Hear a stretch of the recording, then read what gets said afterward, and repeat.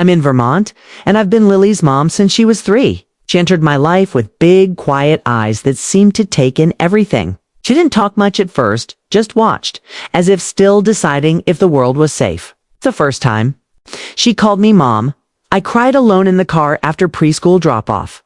It meant everything. From the start, I promised her she would never feel unwanted in my family again. I thought I was keeping that promise until the wedding. My younger sister Brittany got engaged last spring. Big announcement, huge ring, and an Instagram post straight out of a bridal magazine. I congratulated her, of course. Lily even made her a card by hand with paper bells, glitter, and so much effort it really touched me. Brittany smiled when she got it, said it was sweet, then tossed it into the backseat of her car. I found it there weeks later, half crushed under a fast food wrapper. But Lily stayed excited. She kept looking up dresses online, asking if she should wear her hair up or down, wondering if she'd get to help with decorations. I could tell she was hopeful, a little nervous, but hopeful. Then the invitation arrived. 'Twas one of those heavy, glossy envelopes with gold trim. I opened it at the kitchen counter while Lily was doing homework at the table. It listed all the usual details: date, time, dress code. Then my eyes landed on the line that changed everything. Adults only, 18 and over, strictly enforced. Number. Exceptions. I read it twice. Lily must have seen my face change because she looked up from her notebook and asked, "She doesn't want me there." I answered, "It's an 18 and over wedding." My voice was calm, but my hands were shaking. She was quiet for a moment, then asked, "Is it because I'm adopted?" That question cracked something deep inside me. She didn't ask it with tears or anger, just a flat, tired tone, like it was a truth she'd always suspected. I said no, absolutely not. But I knew what she meant.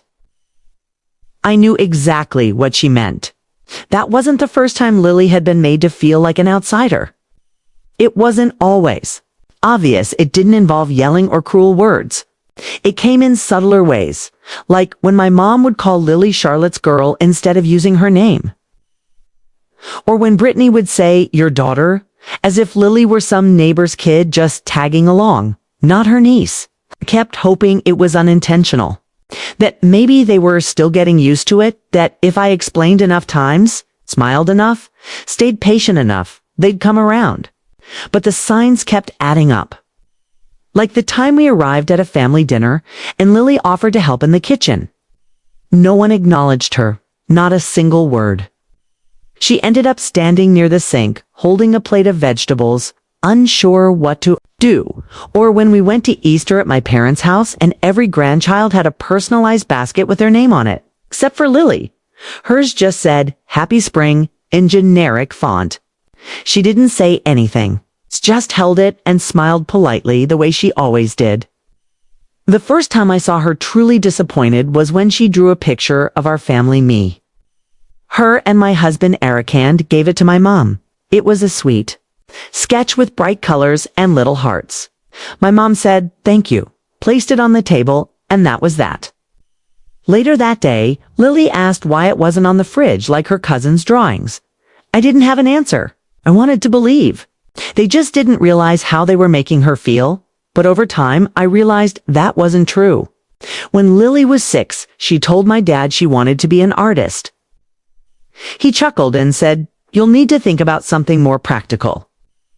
When she was 8, she wanted to help plan a family party, and Brittany told her, "That's cute, but maybe. Let the adults handle it." It was constant, not aggressive, not loud, just dismissive, and always enough to make Lily hesitate. I kept thinking I could fix it by showing up, by including them in her birthdays, her school plays, her life. But the more we showed up, the clearer it became. They never fully accepted that Lily was here to stay, part of them. I think they still believed I'd eventually have my own child. That Lily was a temporary chapter, a kind of noble gesture. They could applaud from a distance. As if someday they'd say, "Remember when Charlotte fostered that sweet little girl?" They never said it out loud. They didn't need to. And the wedding invitation confirmed it.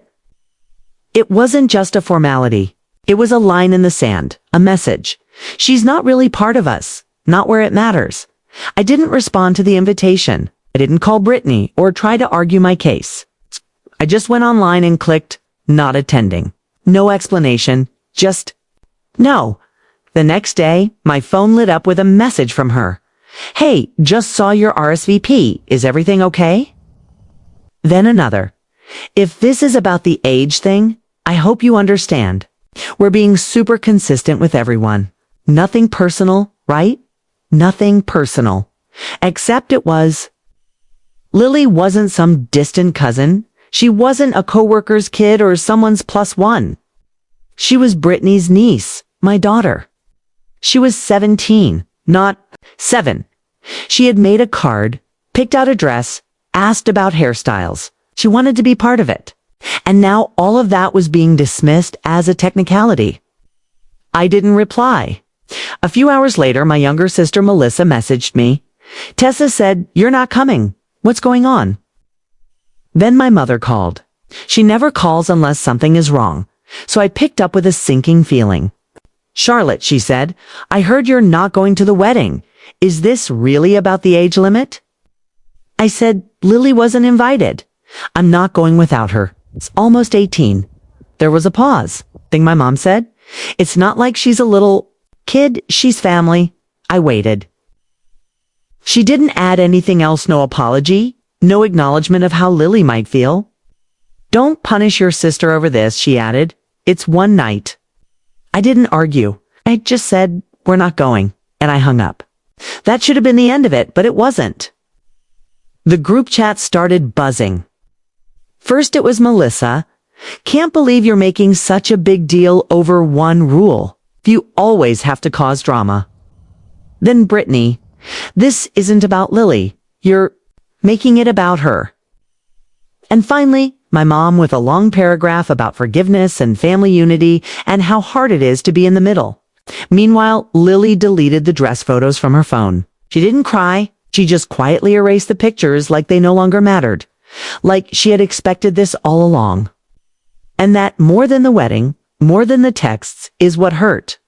The most, she wasn't surprised. She had already learned what I spent too long trying not to see. They never truly saw her, and deep down, she knew it. Time passed, the wedding came and went. No one apologized.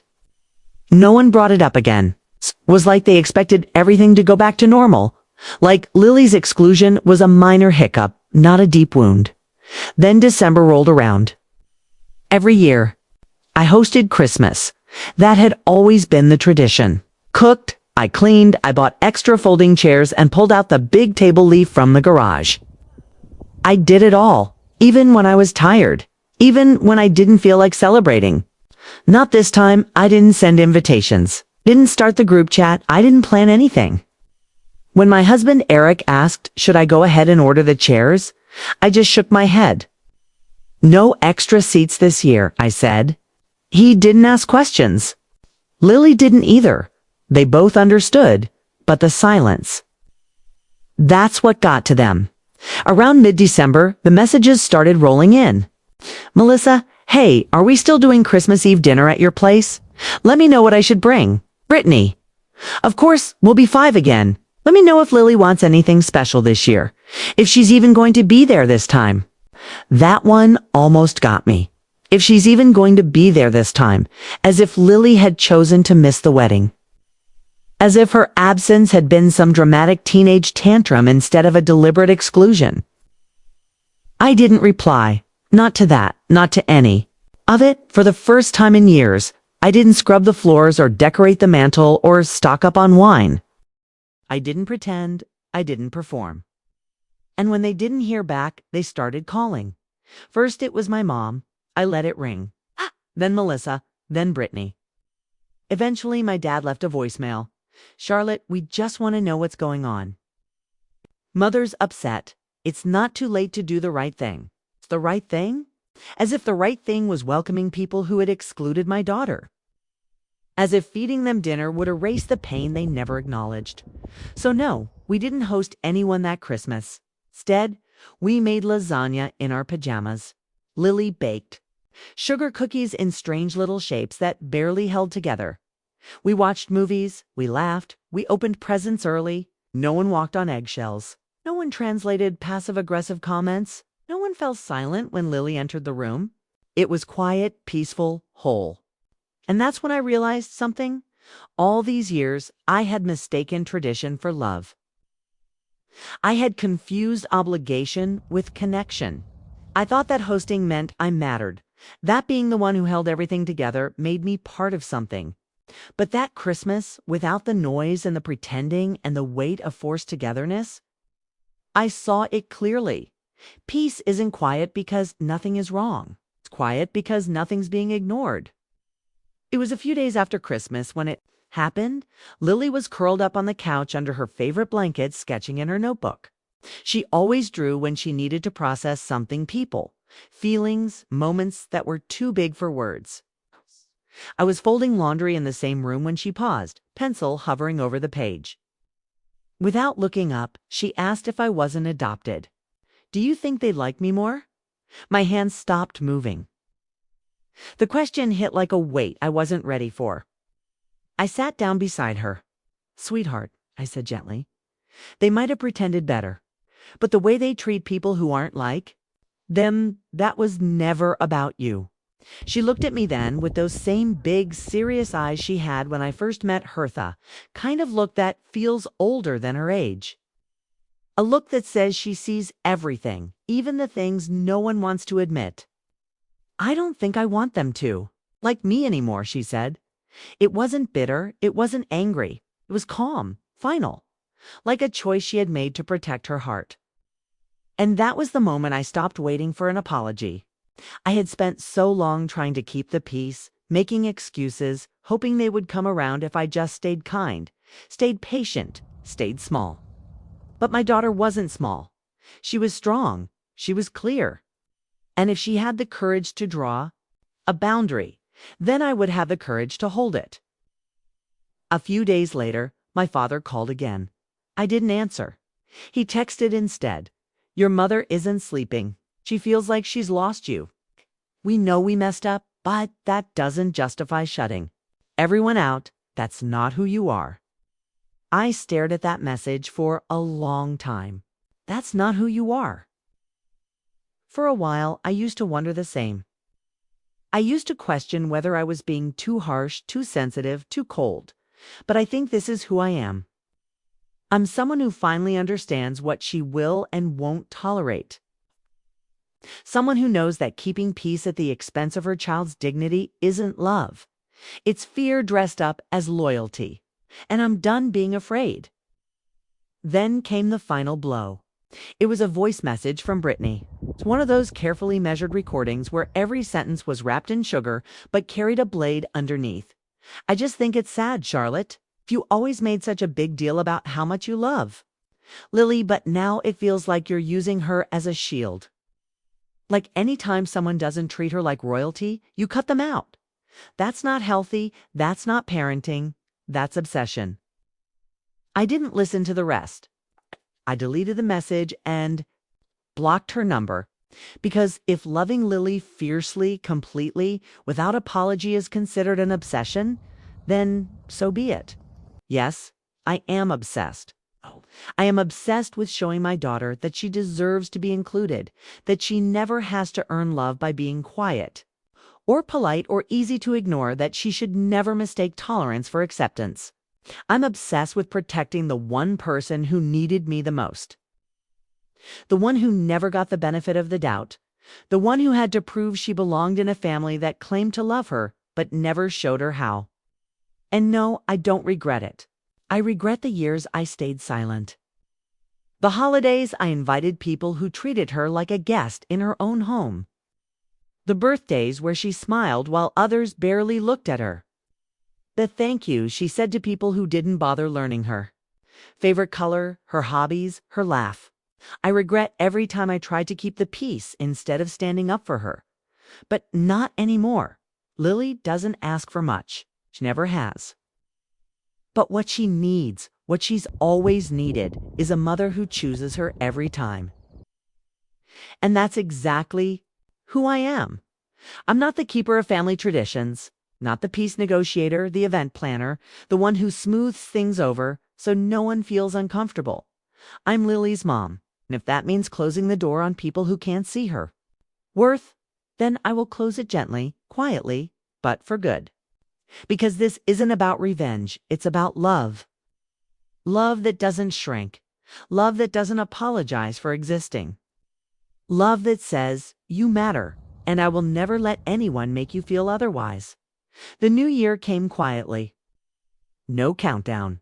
No noise, just the three of us, me, Eric, and Lily, sitting around the fireplace, playing a board game she got for Christmas, laughing at how bad we all were at it. And in that quiet, I finally felt something I hadn't felt in years: relief. I wasn't waiting anymore, not for the next text, the next dig, the next awkward dinner. I wasn't planning how to balance the feelings of people who had made my daughter feel invisible.